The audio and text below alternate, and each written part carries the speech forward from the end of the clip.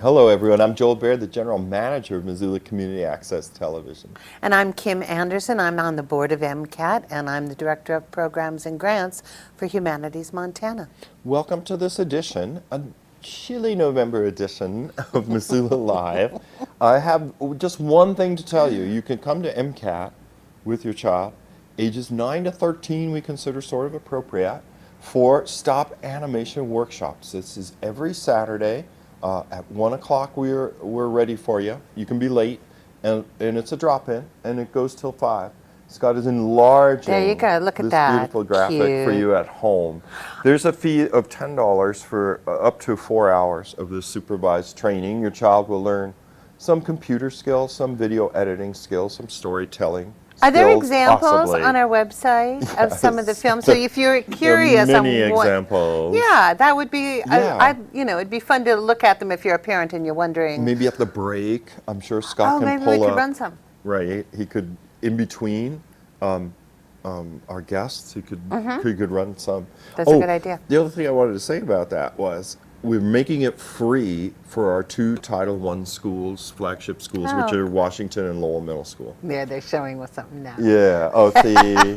So, look, learn and create short films. And you see some other things kids do is ride on Scott's hoverboard. I don't know, they have to sign a release for Not that. part of actual filmmaking, No, but they need a break, right? And then the other break, of course, is the virtual reality setup we have here. Right. So it's a fun day. It's a pretty fun day. Yeah. And if your child attends Washington or Lowell Middle School, you can bring your child here for free in Wow, that you period. can't beat that. Yeah, so that's my big message before the big show. Okay, and I just have one thing. Humanities Montana has a grant deadline coming up. You know that we give funds to grant applicants who are doing public humanities work, whether that means bringing in someone to give a lecture about history or literature, if you're doing some work in the community or having a conversation about topical issues, whatever it might be. We have a December 20th grant deadline. Funds of over $1,000, no upper limit. If you're wondering whether you might have a project that would be appropriate for us, call me at Humanities Montana. Nice. All right, we're ready for our first guest, Marc He's Moss. here, he's Come on here. down. I'm Welcome. gonna call you. Oh, good. Excellent. That's so good. See, my work is done. Boom. Yeah. So your organization may be familiar to many of our viewers. Tell us something. But tell us, how did it get its start? And how long has it been around? Tell us something that's been around for 6 years. Isn't that amazing? Yeah, it was right around this time in 2011 that the Missoula Art Museum called Patrick Dugans, who at the time was organizing a storytelling event called Missoula Moth. Yeah. Right? And it was playing off of the Moth radio hour. So which that's we're a used to. national type. It is, and they're based out of New York City. That you can hear them on MTPR, you can subscribe to their podcasts, all those things. They have events all over the country, and he was piggybacking off of that name without their permission. Uh-oh, Missoula Moth. I like the alliteration. Yeah, Makes sense. right. So he moves to Bozeman, and he was doing his storytelling event monthly here in Missoula, and there was no time limit, and there was no theme, and there was no vetting of storytellers.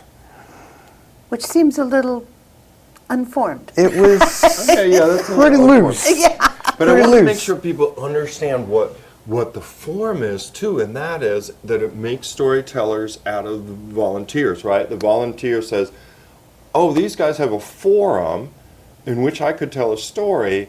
I'm going to volunteer myself to go down and tell a story. Well, yes, a and live audience. my belief in the reason that I do this, well, let's back up. So Patrick moves to Bozeman, and the art museum here calls him and says, hey, we want you to do one of your storytelling events at Artini. And he said, call Mark. Mark loves this. He's been a storyteller at 3 out of the 4 events that I've done. And I think he'd be really good at it. So you started as a storyteller, not as the Yes. impresario of storytelling. Yes, Yeah? I was a storyteller, and that's why I took this on, because when I was on that stage telling my story for the first time, I used to be a teacher, and I was a park ranger in Yellowstone National Park. I was a salesperson for a long time. And I can talk all day about all those sorts of things, but it's not my story. And when I was up on that stage for the first time, I felt like people were hearing me. I was feeling validated and listened to for the first time in my adult life. And I wanted to pass that gift on to as many people as I can. And so that's why I agreed to take it on. I knew that I wanted to tighten it up. I wanted there to be a time limit and themes, limited amount of storytellers, and some vetting. And I tightened it up even further than that over time, where now there's a required storytelling workshop for all of the storytellers. So everybody has a story. Not everybody knows how to tell their story. Right. And so people call a pitch line and they say, this is the story I'm thinking of telling. And I sit down with an advisory board and we listen to all of those pitches and we decide who can get up on the stage and tell their story. And that is a very difficult process to go through, because I don't like telling anybody no. Right. But we have an event coming up on December 12th, a live storytelling event, and there were 20 individuals who pitched for Amazing. 8 storytelling slots. Yeah. So we had a lot of work to do. Because select that. in order for people to tell their stories, there has to be listeners, an audience. yeah. And you can't expect an audience to sit there indefinitely. Right. So Right. there must be an end. There's got to But have be. you thought of a marathon ever? 24 hours. Oh There's man. no limit, no vetting, and then whoever is brave enough to hang out and listen, and who's brave enough to get up and talk, you could pop in and out too. That would be brutal. It sounds difficult. So the way you've evolved this, talk a little bit about what the kind of the new format is. Yeah, so the first event, first of all, let's talk about the name. Oh, yeah, right. Because this is an interesting story. Tell Us Something is a very intentional name. And when I took it over, I knew I wanted to grow the project and provide services to Missoula for storytellers and listeners alike.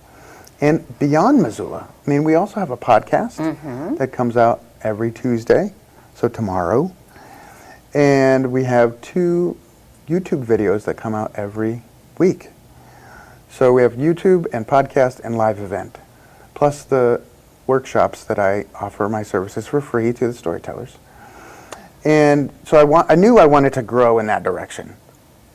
And I also didn't want to grow a project that had a name that I would then have to someday change. So you were aware when I was you first very stepped aware in. that I was going to have to change the name, and I wanted to have that conversation with the Moth. Right. And I let them come to me by linking to their website on the Missoula Moth website.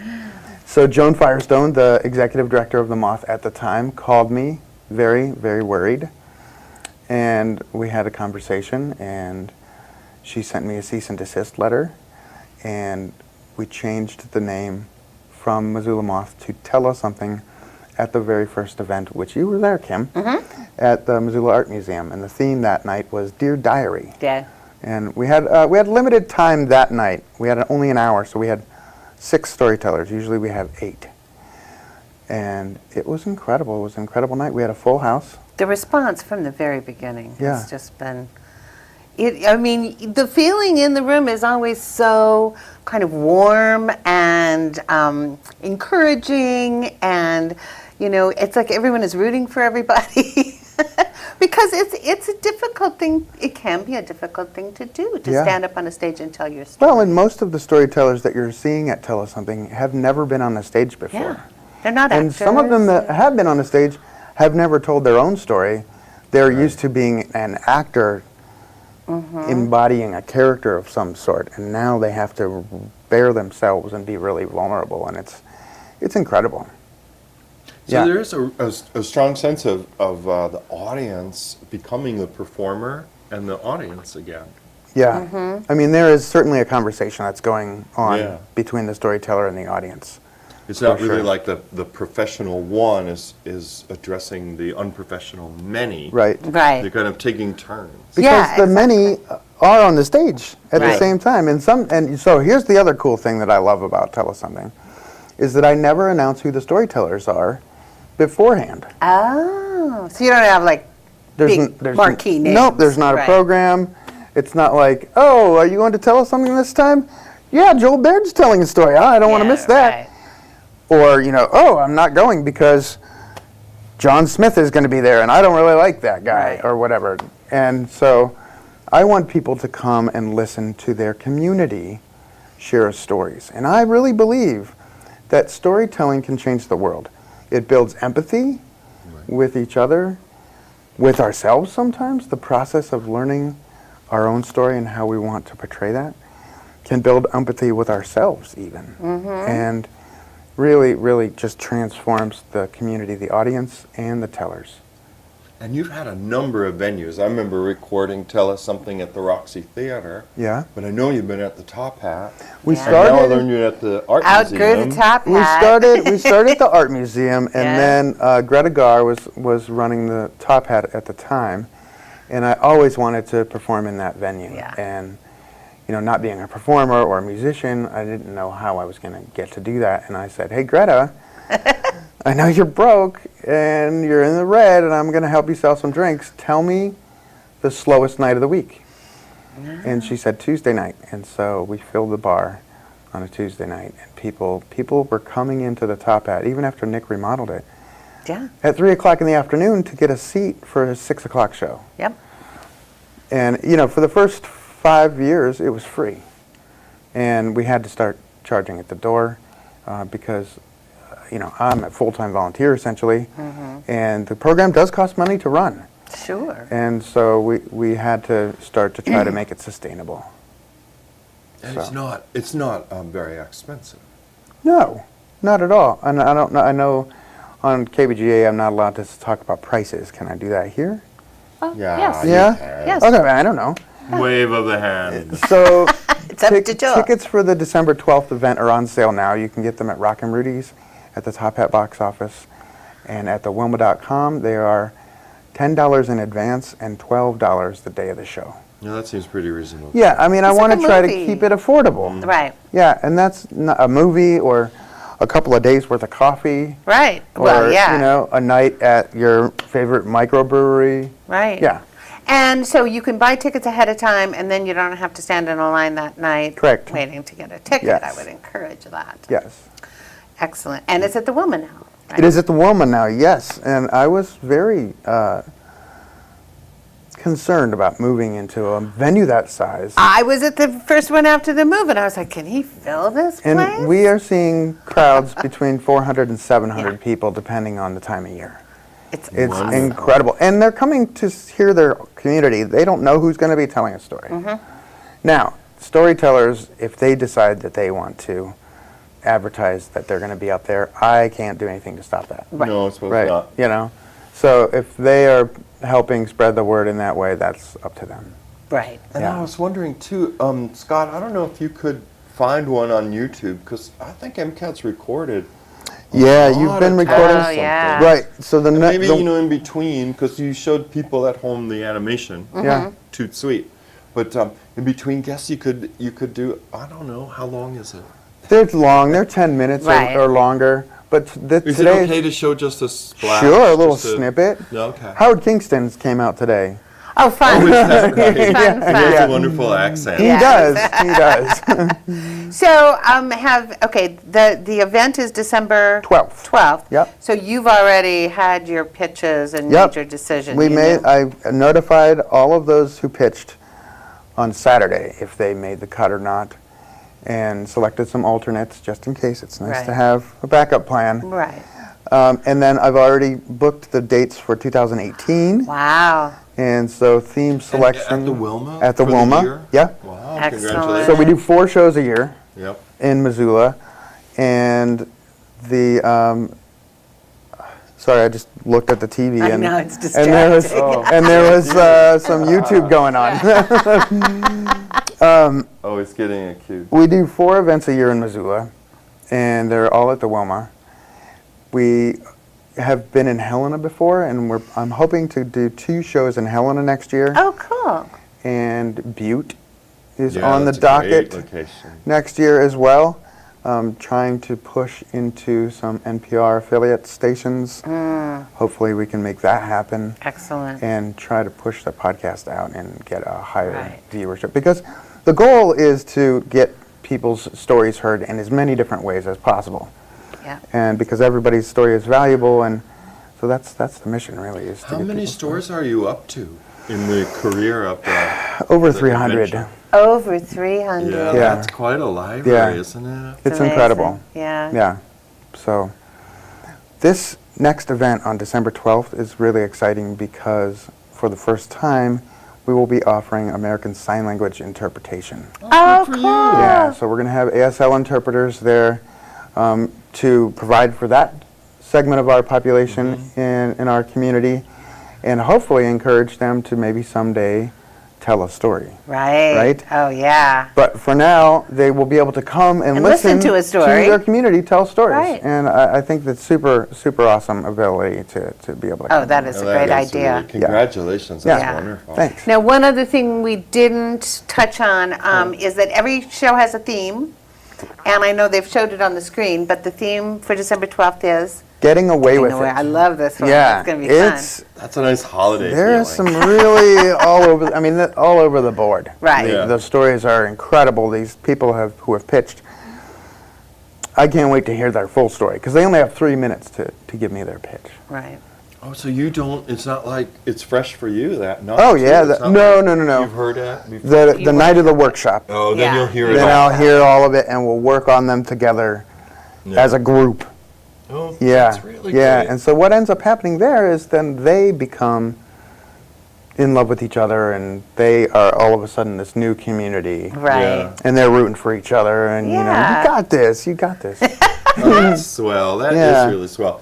I mean, a lot of people, and Mark and I had talked about how I felt like after my series of panic attacks, I could never mount on the stage again. I just don't imagine it. But I do know that a lot of people are afraid of public speaking, and it holds them back. I think it holds democracy back, as one of my pet peeves, having covered city council Yeah. for nearly 25 years, that it's very difficult in a democracy if people don't want to speak out. So I think you're doing an enormous service for the people that are shy, Yeah. to go in front of an audience. Oh, for the workshop part, you mean? Yes. Yeah. That you present a challenge, like tell a story, but you give the means and the Skills, bonding among yeah. the people. I'm not going to send somebody up on stage to fail. Yeah, Right, right. It's my right. job to set them up for success. Yeah. You know. The other really important part, I think, that you were also alluding to is that it's much harder to stereotype someone or, create boogeymen in your mind when you've heard their story. Yeah. Yeah. It's very humanizing Yeah. effect. Yeah. And really, the only rule about what you can and can't do on the Tell Us Something stage is you can't sell a product or an idea Right. or a political office. Now, we've Right. both of our candidates for mayor have been on the Tell Us Something stage before. And our current mayor walked a very thin razor line when he told his story. Last time. No, his was a couple of years ago, but he did talk about like his journey with the water purchase. Right. And we talked about it ahead of time, and I was like, oh boy, John, you're walking a tight line here. And he pulled it off. He did. And Lisa Tripke told a great story that had nothing to do with politics. She was talking about her family and a pretty traumatic thing that happened with her family. And you can hear both of their stories at tellussomething.org. Right. All 6 years of all of those stories are archived at the website and available for free. That's TellUsSomething.org. wonderful. Yeah. Yeah, and I bet, Yes, oh, there it it's is. right there. So people would see it. That's an enormous resource, isn't it? Yeah. I listened to some of them when I had to drive to Billings 2 weeks ago, and I listened to some of them. Oh, It was see. great. It was great. Well, Mark, I guess we should be plodding on, but thank you for taking the time. Really today. quick, where can people buy tickets in advance? People can buy tickets in advance for the December 12th Tell Us Something Getting Away With It show at Rockin' Rudy's the Top Hat Lounge box office, and the Wilma.com. Okay, so everywhere you'd think. Yeah. Pretty much. Yeah. And now, dear viewer, you're going to be treated to just a little taste of Tell Us Something as we shift out our guests, and we'll be right back.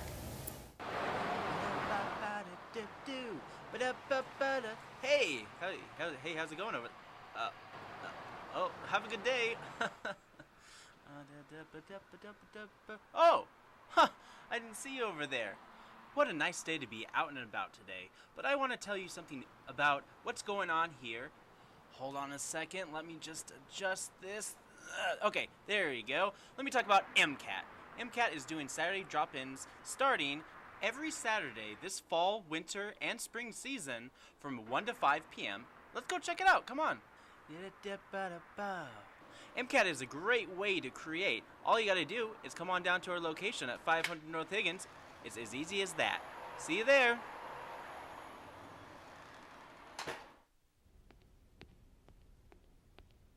There. Can I tell you a cat joke? Just kidding.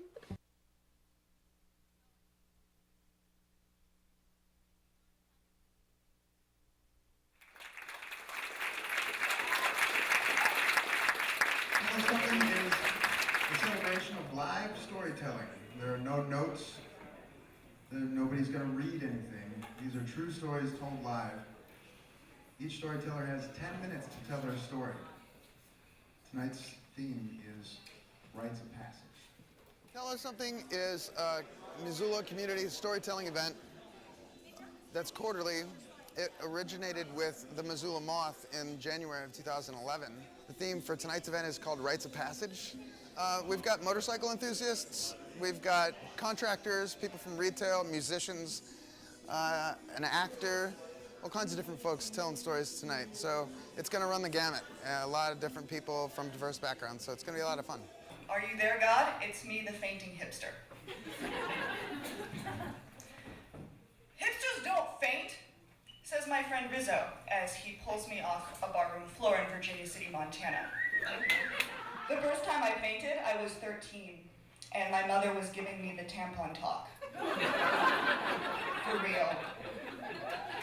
And to this day, Rizzo says to me every time he sees me, "Hey, hipsters don't faint," because he's from...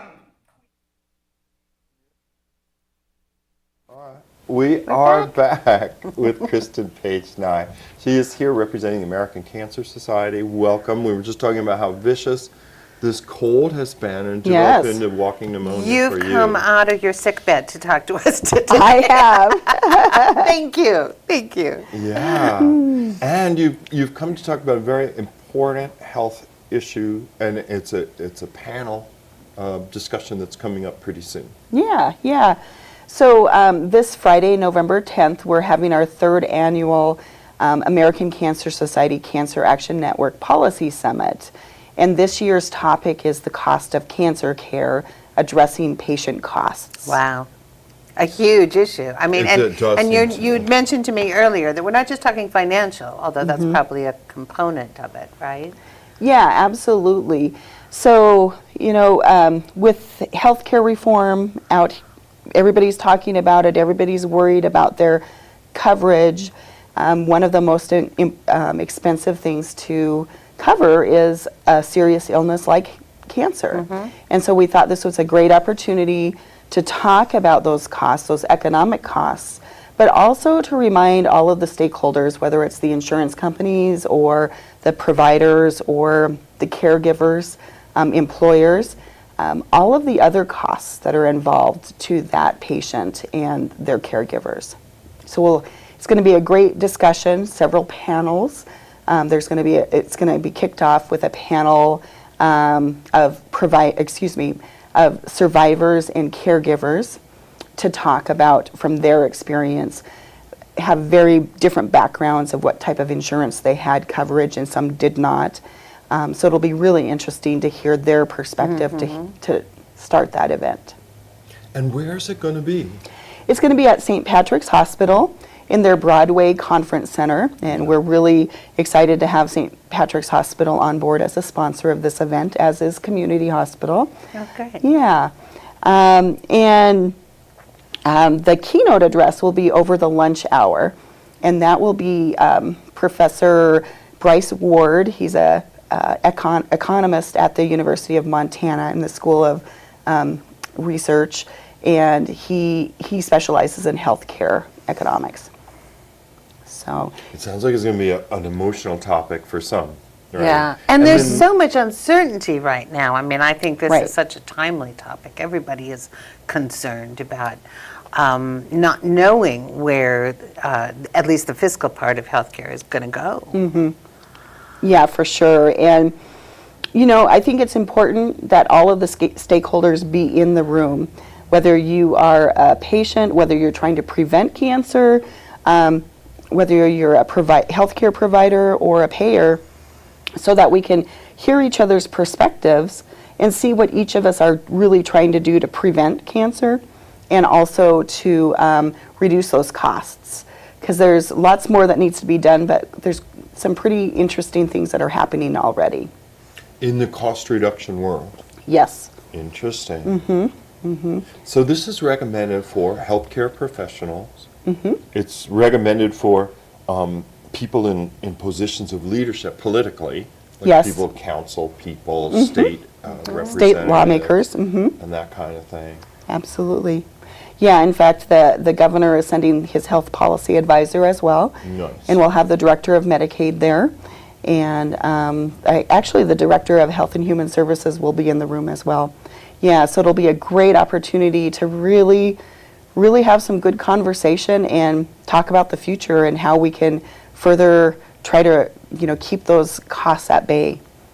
Is Yeah. there, speaking of cost, is there a cost to attend the conference? Yeah, it's a registration fee of $25, and if you just go to our website, you can register right there.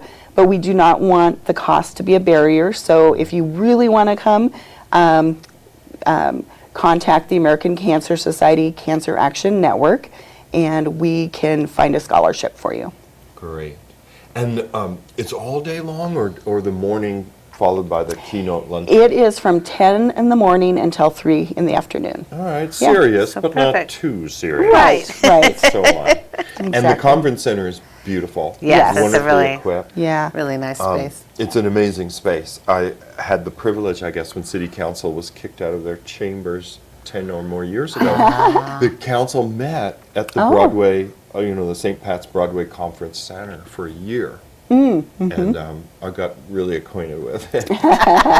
So I would recommend it to anyone, said, I would like to go to a conference like this. I'm worried that I'm not going to be able to hear well or see well or that the food's going to be no good. It's not going to be your conference Right. because it's a really great space. Yeah, Yeah, it is. it is. And Well, this thank is you. this is an annual event that you hold. Is that right? Yes, it is. Yeah, in the last 2 years, we did it on palliative care, which is addressing for people with serious illness like cancer, pain and symptom management. control, right. Yeah, because the sooner that people are referred to a specialist that works on palliative care, what we see is, one, their quality of life improves, and Sure. two, it actually helps to reduce costs because there's less likely of them being readmitted to the hospital and so on. Right. Yeah. So when you mentioned earlier that this is addressing the real, financial costs of cancer, which is it's a huge thing that hits most families in one way or another. Yeah. But you said that you were also talking about other costs, other kinds of costs. What sorts of things are you talking about? Well, I think it's really important. The event will really focus on the economic, but Okay. to frame it in understanding the emotional Right. impact of hearing that you have cancer, the emotional impact to your loved ones, the stress it has on just even trying to plan your year on knowing that the biggest costs are going to be at the front end of your diagnosis, Right. right? So there's just all sorts of emotional costs and transportation, being worried that you can get to and from your treatment, depending on what your treatment is going to be. Housing, if you have to drive out of, drive from a fair distance to make sure that you have a place to stay if you need to stay overnight. Right. So there's all sorts of costs involved. And I think it's just really important for us to keep that in perspective. To look at the whole big picture. Yeah, for sure. Yeah. Yeah, it sounds like the conference would be really good for people that are, advocating changes and reform in healthcare insurance, or people that are in the industry of providing care to people, whether it's through like a nursing home or a hospital setting or... Yeah, absolutely. And, one big takeaway that I'm hoping, or that our organization is hoping will come out of this is not only talking about how once somebody's diagnosed with cancer, how we can reduce those costs, but how we prevent cancer. Because that's the best way to reduce the cost of cancer, is for us to prevent. And not all cancers are preventable, but quite a few are. Over the years, we've heard about, the dollar figure attached to what we save with anti-smoking campaigns, for instance, stuff like that. Yeah, for 30% of all cancer-related deaths internationally, nationally in Montana, are associated with smoking. Wow, I had no idea. It's still that high? It is still that high. Amazing. We've come a long way since 2000 here in Montana. We've passed a increase to the tobacco tax. We've secured funding for a tobacco prevention and cessation program, and made sure that all places are smoke-free indoors.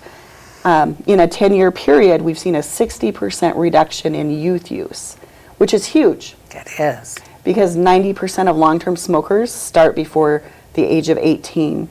And so we see this as a child onset disease. So there's policies like that we can put into place. It's been 13 years since we've increased the tax on tobacco products. That's an easy thing that we could do to help get people to stop smoking and help prevent kids from quitting. Right. Preventing kids from tanning, indoor tanning. Oh, that's My right. daughter was a huge fan of that when she was a teenager. I was too. I tanned before every prom. But now that I know better, my daughter won't be. Right. Right. Yeah. So there's little things that we can do. There's not one silver bullet. Sure. But making sure that there's healthy places to walk and recreate in our community. All sorts of things that we can do to prevent cancer. Yeah, and I bet you and Lisa had a good discussion We about did. that. Right. Yeah. Infrastructure and of course, inequality in wealth. Right, That yeah. Lisa's going to come out and talk about that for her conference. That there's a correlation between poverty and ill health. Surprise, surprise. Yeah. But that there's stuff that can be done once the obvious is Right. stated Your health and outcomes so should on. not be dependent on your zip code. For Right. sure. Very Yeah. true. Yeah. So give us one more time the overview of when, Sure. where, how You bet. much, Right. all that. You bet. So the cost of cancer care, addressing cancer patient costs, will be this Friday, November 10th, from 10 a.m. to 3 p.m. at St. Patrick's Hospital in their conference room from 10 a.m. to 3 p.m. And there is a registration fee of $25. But if that's a problem, just contact us and we'll find a way to get you in. So you can register on the website? Yes. Great. you Yeah, can. they're showing the Good. website right here for folks Yeah. at home. Policy Summit. Excellent. Well, Kristen, thanks for taking the time. Yeah, thank you. Sounds I like a appreciate it. fascinating Thanks for being in the conference. background. Yay, Very being so patient. patient. Too bad you can't tan. But we'll be right back with some more health issues. Lisa's here from the Missoula Health Department, and there's a summit coming up that you may be Another interested in. summit. Yeah, it's a summit time. You can see her right after this. Hey, let's check out this park.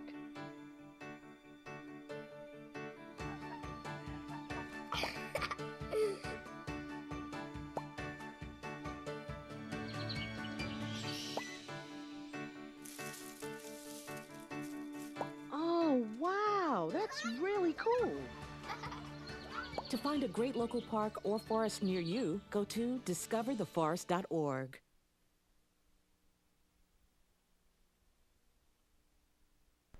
Welcome, my friends, to Missoula Community Access Television, MCAT. And here every Saturday afternoon, we're having a drop-in animation camp, and where you can do such wonderful things as do animating things of great all endeavors, like make Legos come to life. Or like this.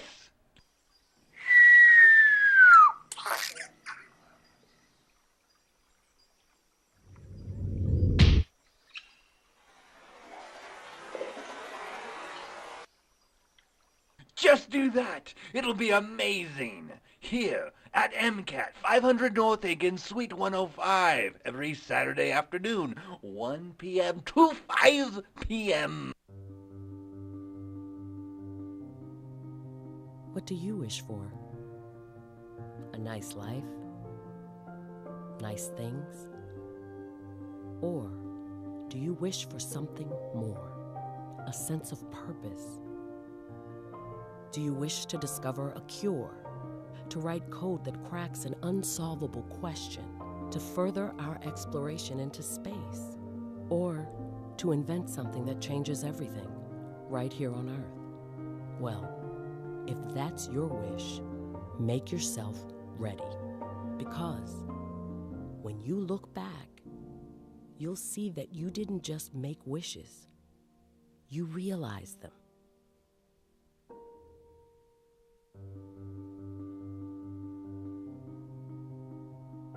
I think. We are back with Lisa Berczkiewicz. She is representing Missoula Health Department. Thank you for being on the show. Yeah, Thanks welcome. for having me. You're most welcome. Another summit. Yes. Yes. Right? This one is called Invest Health Strategies for Healthier Cities. Exactly. And it says now it's a project of the Robert Wood Johnson Foundation and Reinvestment Fund. So a grant was obtained that...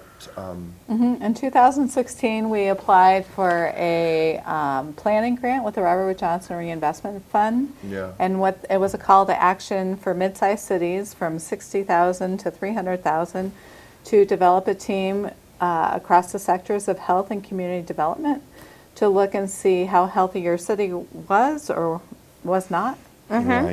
and that what needed to be done to move it forward to engage people in their built environments and infrastructure. So how could community development support health in a Yeah. nutshell? And so we applied. We put together a robust team with Susan Patrick from United Way of Missoula County, Lavelle Means, she's city planner at Yes, Yep. we know manager Lavelle. at City of Missoula. And then we have Kaya Peterson with NeighborWorks Montana, Mary Hutton from Providence St. Pat's Hospital, and then myself from the health department. And basically what we discovered in our community is that in our lower wealth neighborhoods, the River Road, Franklin and Fort, Northside, Westside neighborhoods, we really had a lack of infrastructure, poor health outcomes, and obesity and depression, and generational poverty. So really communities and pockets of poverty that have been there for multiple years, like 30 years plus. Wow. How did you come to that realization? Oh, well, this is the exciting part. So I worked with our GIS department and Mike Snook with Missoula County, and I said, hey, Mike, let's look at some city data and see how we're doing with our infrastructure, with sidewalks and with parks, and where our low-income housing is, where our trees are, and let's look at the health outcomes in these neighborhoods. And boom, we created this Missoula Community Health Map, which is on our website. Wow. And we're able to really see the disparities of health in our pockets of poverty in our community.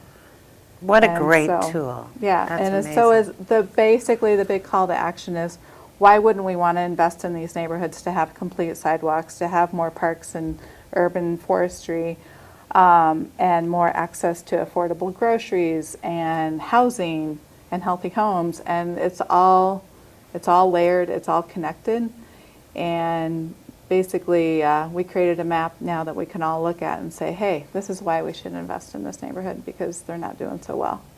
Yeah. So, and basically it's when you look at the poverty, it's really, it's not good. And then the the cost burden that these families and community members have for how much they invest into their housing is really staggering too.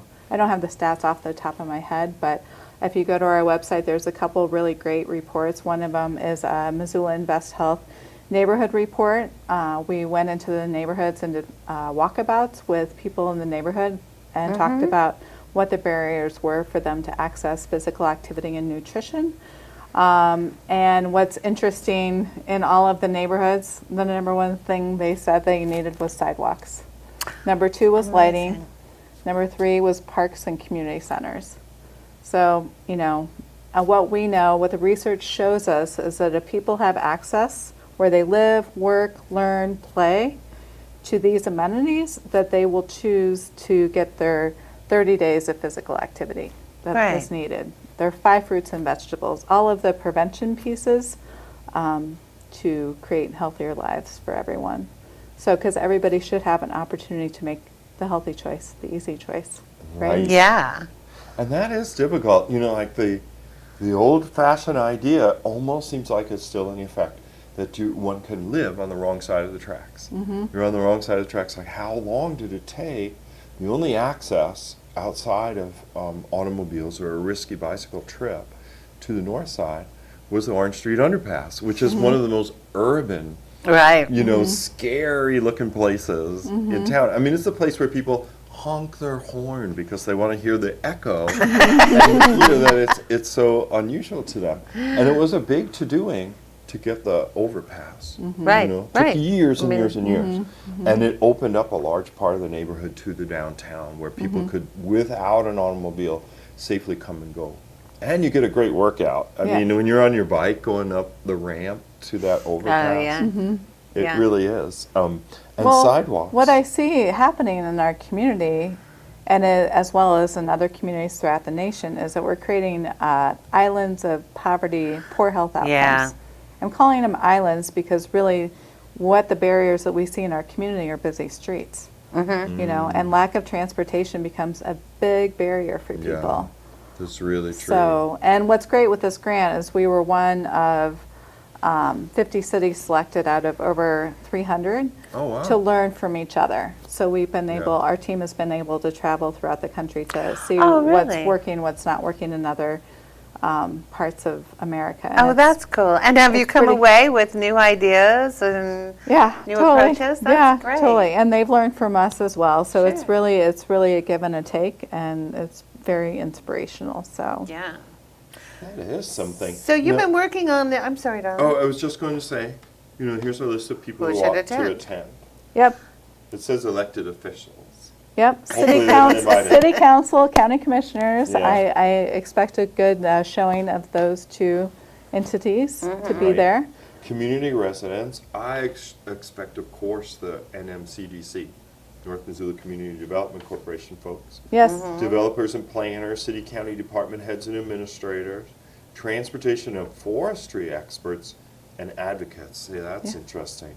It dovetails really well into you know, the mountain line. You know, the zero fare that obtains now, and the zero fare they hope can obtain in the future. Nonprofit leaders, school and university decision makers, housing and healthcare providers, and advocates. So this is going to be, I was just trying to get to the root again. So people watching be like, what are they talking about? Right, because they've been working on this project for quite some time, and it's now going to, this is you presenting. Yep, so we're coming to the end of our grant, which is an 18-month cycle. And so we really wanted to put it out there to the greater community and create a larger Invest Health city team, I would say, and say, hey, this is what we've been working on, this is what we've learned, and this is where we need to go. And so basically we're bringing in Jana West Kowalski. She's from the County Health Rankings and Roadmaps, and she's a community health coach with the Robert Wood Johnson Foundation, as well as the University of Wisconsin Population, Health Institute. And she's the expert in the field, and she's going to talk to us about what works for health. So what levers do we need for the healthy choice, the easy choice mechanism, like complete streets, for example. So what our community does to have complete streets where we have a street with a curb, gutter, Boulevard Tree sidewalk, for Yeah. example, and then with a ramp that's ADA accessible. And that's important too, because parents don't, when they live in areas without sidewalk, they don't feel safe letting the kids go outside. Right. So they say, sit here and watch television until I get home a little at 5:30. So the kids leave school where they're sitting in classrooms all day and then sit at home for another 2.5 hours because the outside isn't perceived as safe by Yeah, the parents. yeah, So we need to empower people to learn how infrastructure and health are connected. right. And that's what she's going to inspire us to do, and to teach us more the inner workings of what that looks like, how we can look at our growth policy, for example, and look at our different city plans that we have, or neighborhood plans, for example, or if you're in a nonprofit sector or another organization, then how you can contribute to this work as Yeah. well. At a city level, you know, I know that was a bit of an issue, the concept of the special improvement district, you know, to provide Right. complete streets, right? So they say, well, we'll go to this place and the people who live here are benefiting from this, so we'll give them a low interest loan over a period of time, but they will pay for these improvements. Then when you find that neighborhoods, there's no way in the world they could afford to pay for those improvements, do you get stuck? You know, with the concept. Well, that's what we have to come together as a community and fill those gaps. Yeah. Yeah. Yeah. But we have to have these sectors talking to each other and really knowing what the gaps are in the system. So, for example, we have Missoula Redevelopment Agency that does really great work in different parts of our community because they can leverage tax dollars to reinvest into that neighborhood or that part of town, Right. which is great. But what I would love to see in our community is where you have MRA going in and doing development and putting in a trail or lighting or a community center, that doesn't end. Like, you can't see where that ends, you know? Yeah. So we need to, on the other side of the tracks, somebody's got to pick up that piece. Sure, So that we have exactly. that continuity and connectivity that Yeah. we need to move. So this conversation is going to be happening Early in the morning. early. Well, you just come there at 7:30, we'll have food, we'll have delicious coffee, tea. Right. Wake you up. Yeah, and this is for, you know, people, we know everybody's super busy, so we're trying to compress and just get people ready to Right. go, and we'll kick us off at 8 o'clock, and we'll have the keynote. The mayor will be there to welcome us and talk about health in Missoula and what it looks like.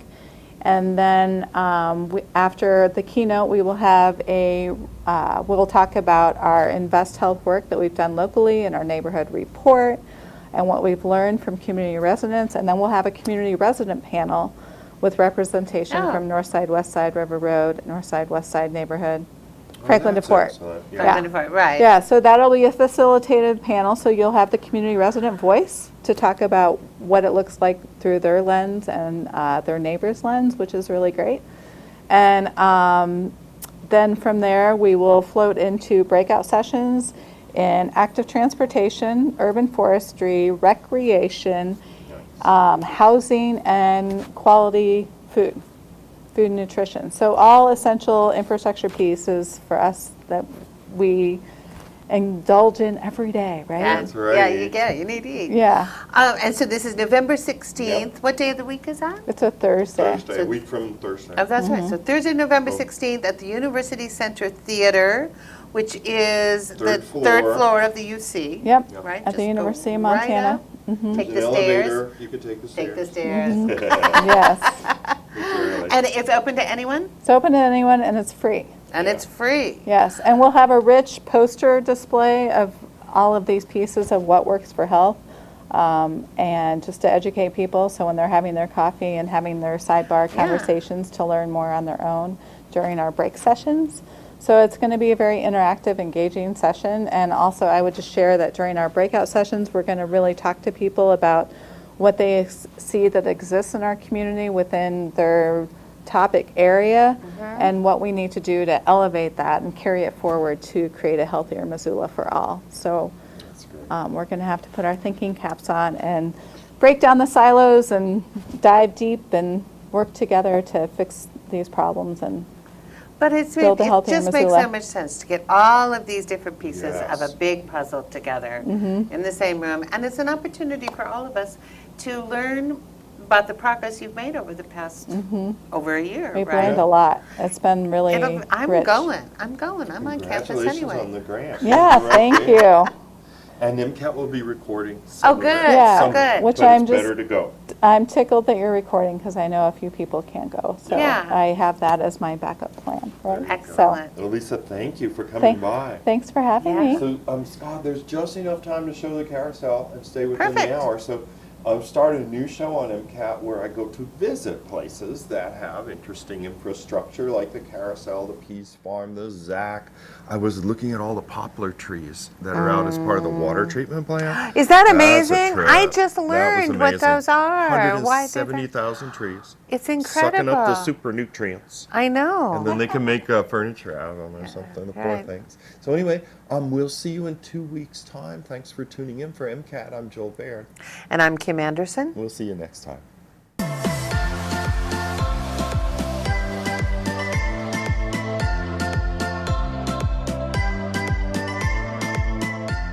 Hi everyone, I'm Joel Baird, General Manager of Missoula Community Access Television.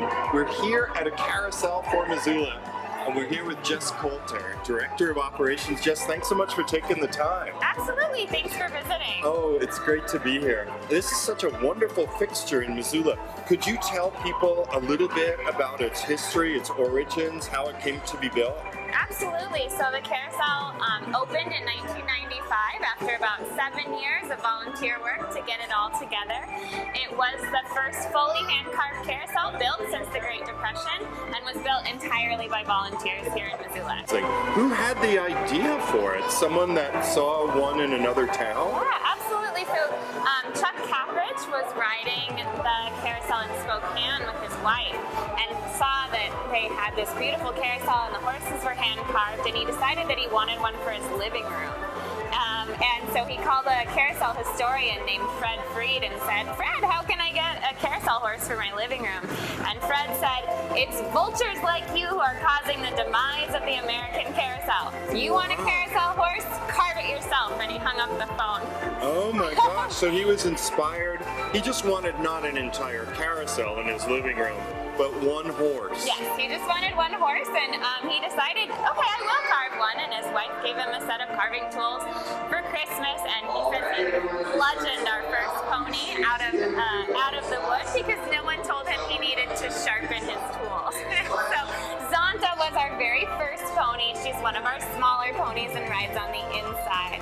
After that, Chuck carved 3 more ponies, and then he put all those ponies in his truck and drove them to City Hall, and he spoke in front of City Council. Of course, there was nothing here before, and they gave us their blessing to create the carousel, and then they also suggested that Chuck probably wasn't going to be able to do it alone, and they asked, they said, would you consider having some volunteers? And Chuck put out a list and said, if you'll carve for our carousel, I'll teach you how to do it.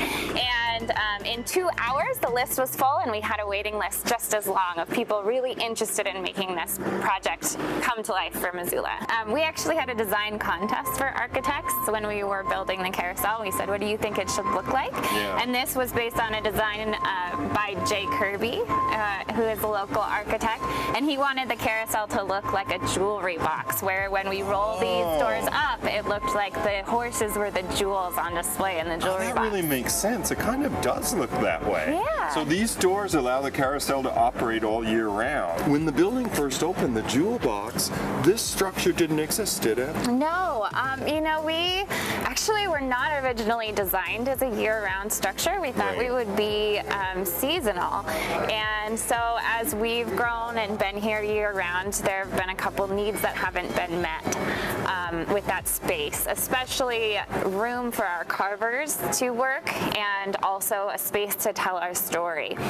And so a couple years ago, we raised the funds to do this expansion, which created a workshop area for our carvers and also created a museum space where people can hear the story when we're not around to tell it. So this is one of the spaces that our carvers work. So we have a group of people we call the pony keepers who continue to carve. We have as many animals as we need for our carousel, but one of our horses horses was given to us by a group of carvers in Canada when we were first starting. And so we continue to create animals for other carousels that are being built on our model, so by volunteers. And we'll send them around the country. And then also our pony keepers work on other projects for auctions, or you can commission a piece to be done. So our band organ is the largest band organ in continuous use in the United States. And it plays year round, and it has little tiny tubes and big ones, and creates some great music. And we were able to offer some of those songs for adoption when we were opening. That's one of the ways we raised money. We are open year round except for those 12 days in January. Kids rides are 75 cents each, adults are $2.25, seniors are 75 cents, and we have rides all day long. If you're the only person in the building, we'll still give you a ride. And then we are open from 11 to 5:30 in the winter, and at least 11 to 7 in the summer, although we're often open longer hours. Sometimes we'll close, though, at that 7 o'clock hour to run a private party for someone. So we have people who host their holiday parties or their birthday parties. Lots of special events here. We even have weddings sometimes. Oh, no which kidding. we really enjoy, yeah.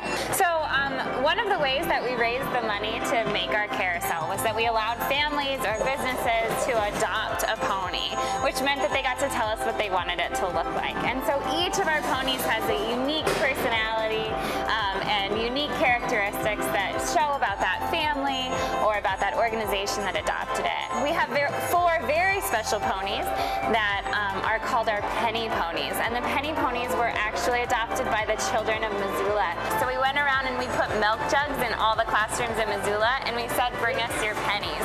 And we were hoping that we would have enough to adopt 1 pony. At the end, we had over 1 million pennies, which was enough to adopt 4 ponies. And those ponies have pennies in their trappings, and they say that they belong to the school children in Missoula. Oh, that's so and sweet. And the 4 classes that raised the most money then got to design those horses. So this is Silver. This is my family's horse. It looks like a horse my dad had growing up. He grew up on a ranch outside of Great Falls. And it has 3 J's on the saddle from Jess, Jason, and Jamie. That's me and my brothers. And then the carvers lately have added a P and an E for my sons. Oh, very nice. It also has a seashell on it, and that actually is not important to my family at all. But one of the things that we did is we allowed our volunteers to choose elements to add to our ponies or our mirror frames that they could come and say, that was me, I put that there. So that's for really one of our volunteers. This is our museum space. It's still a work in progress, but it kind of tells the story of the carousel, tells about Chuck's beginning, and how our volunteers work together to create this great space. Okay, now we're in the gift shop part of the carousel. And Jess, what items could people expect to see here in the gift shop? We have a lot of toys and just things that appeal to kids. We also, though, have a lot of carousel-specific items and items specific to our carousel. So we have a history book, we have a DVD about the carousel, and we have stickers and pencils and things that are specific to our carousel. Postcards with all of our horses. Great. Things like that. Good. Well, Jess, thanks so much for the tour. One of the items you could buy in the carousel gift shop is a DVD history, right, of the making of the carousel. Yes, we made a DVD with MCAT a number of years ago that really has a lot of interviews, really interesting information from some of the volunteers who were part of its creation. So really a gem to have. Well, Jess, thank you so much for taking the time to show us the carousel facility, and we hope that you have great visitors over the holiday season. Thank you so much. You know it, and thank you guys for watching this edition of Out and About in Missoula. For MCAT, I'm Joel Baird. We'll see you the next time.